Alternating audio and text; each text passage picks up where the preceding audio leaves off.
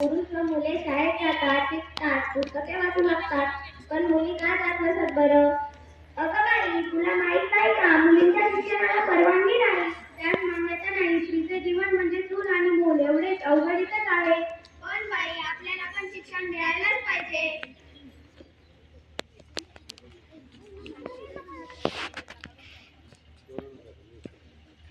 शिक्षण हे समाज परिवर्तनाचे माध्यम आहे. काही वैशिष्ट्य लोकांच्या शिक्षणामुळे समाज बदलणार नाही. काही वैशिष्ट्य लोक क्रांती घडू देणार नाही आणि मुलींसाठी शाळा उघडू देणार नाही. काही वैशिष्ट्य लोकांच्या समाजामुळे क्रांती घडू देणार नाही.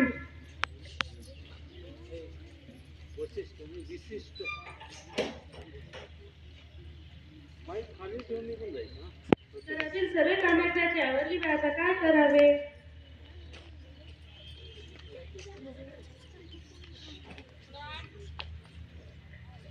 स्त्री काय करतेस? नेहमी कामातच असतेस. काय आहे तुझ्या हातात?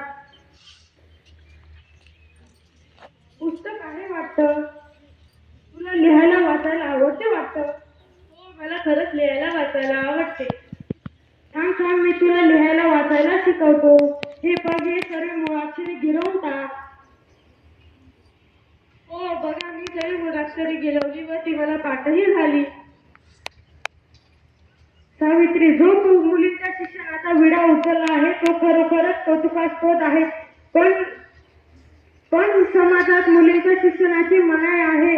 आपण मुलींच्या शिक्षणाची शिक्षण समाज शाळा उघडूया, स्वतंत्र शाळा सुरू करूया. आज मला उत्कृष्टरित्या वाचता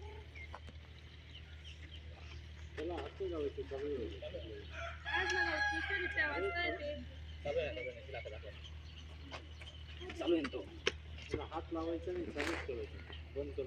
पण इतर ज्याही स्त्रिया मुली आहेत त्यांना शिक्षणाच्या कमी सुद्धा माहिती आहे. त्यांच्या मनात वाचण्याबद्दल जिज्ञासा असेल तर त्यांना असे वाटते की आपल्यालाही लिहिता वाचता यावं. जेव्हा त्यांना लिहिता वाचता येईल तेव्हाच माझ्या शिक्षणाला खरा अर्थ असेल. सर्व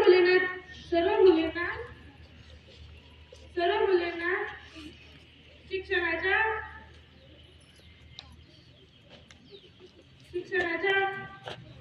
तर बरोबर आहे, आपल्यालाही लिहिता वाचता येईल. राधाबाई, सोनाबाई, हिराबाई इकडे या. सखूबाई इकडे या. मी आज तुम्हाला लिहायला वाचायला शिकवे. तुम्ही आणि तुमच्या मुलीने शाळेत यायचे.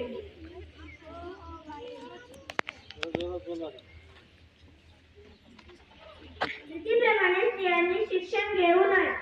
हो बाई, त्यामुळे आम्ही शाळेत येणार नाही. स्त्री व पुरुष दोघेही समान असते. पुरुषांना जसे शिक्षणाचे अधिकार आहेत तसेच आता आम्ही सगळे शाळेत येऊ आणि आमच्या मुलीलाही पाठवू.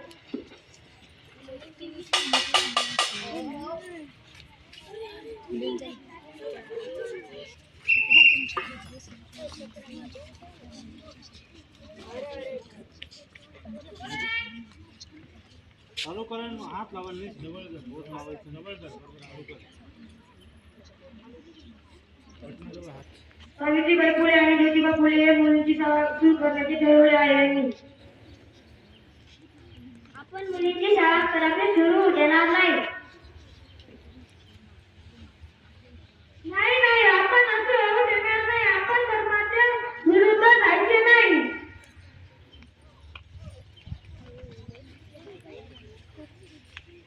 राधाबाई, सोनाबाई, हिराबाई, सखूबाई, ताराबाई इकडे या. बाई आल्या. आज मी तुम्हाला लिहायला वाचायला शिकवेन. माईक बंद करू नका रे, किती वेळा सांगितलं. मी तुम्हाला आज अ आ इ शिकवणार आहे. हो बाई.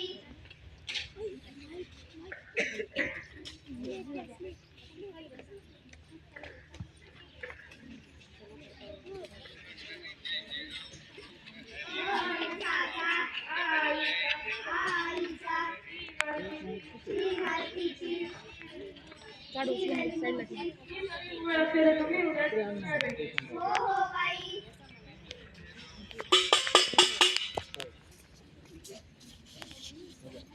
तर मंडळी सावित्रीबाईंनी वाचन सराव करून त्या उत्कृष्ट विद्या वाचू लागले आणि लिहू लागले. आज तो पुण्यातील भिडेवाडा तेथेच मुलींची पहिली शाळा सुरू करण्यात आली आणि तर बघूया पुढे काय होते. हा होता पहिला प्रसंग.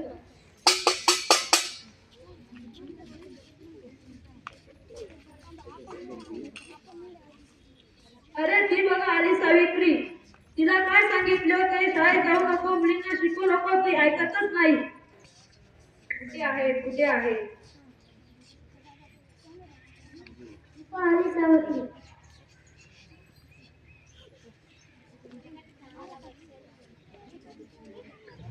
एखादी चांगला शेण कोय चिकन माती. तुम्ही मला कितीही त्रास द्या, पण मी मुलींना शिकवण्याच्या हाती घेतलेले कार्य सोडणार नाही. सोडा माझा रस्ता, व्हा बाजूला.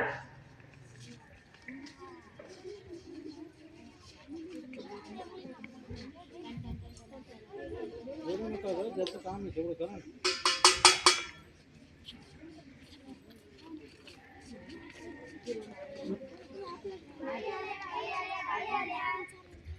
आला तर तुम्ही सर्वजणी बसा खाली. आता मी तुम्हाला काल दिलेला अभ्यास तुम्ही पूर्ण केला का? हो हो बाई.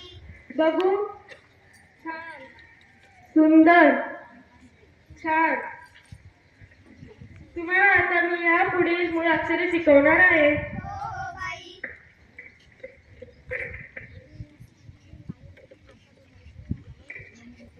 रसाचा, हो नरसाचा. आ आईचा, आईचा. ई मराठीची, ही मराठीची. ईड लिंबूची, ही लिंबूची. ऊ फळाचा, फळाचा. ऊसाचा.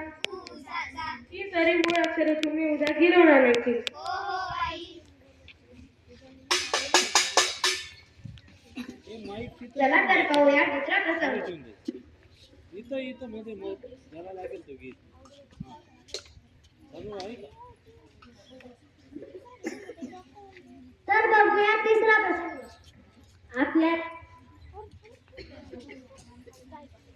नमस्कार, मी डॉक्टर सार्थक शेलार सावित्रीबाई यांच्या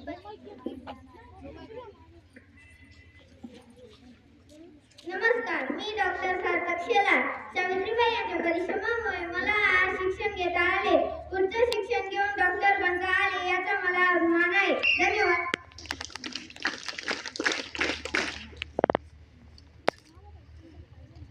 नमस्कार, मी शिवराय मांडे.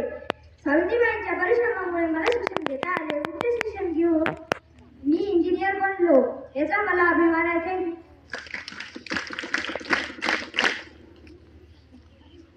नमस्कार, मी अनुष पगारे. करतोय का? सावित्रीबाईंच्या परिश्रमामुळे मला उच्च शिक्षण घेता आले व पोलीस बनता आले आणि समाजाची सेवा करता आले, याचा मला खूप अभिमान आहे. धन्यवाद. नमस्कार, मी ईशान शिंदे. सावित्रीबाईंच्या परिश्रमामुळे मला उच्च शिक्षण घेता आले आणि शिकून पायलट होता आले, याचा मला खूप अभिमान आहे. धन्यवाद. नमस्कार, मी पार्थवी. सावित्रीबाई फुले यांच्यामुळे मला शिक्षण घेता आले आणि उच्च शिक्षण घेऊन शिक्षिका होता आले, याचा मला अभिमान आहे. अशा प्रकारे सावित्रीबाई फुलेंनी मुलींना शिकवून त्यांची मान उंचावली आणि सावित्रीबाई फुलेंनी चालू ठेवली, ज्योत आपण सतत चालू ठेवूया. 1 2 3. धन्यवाद.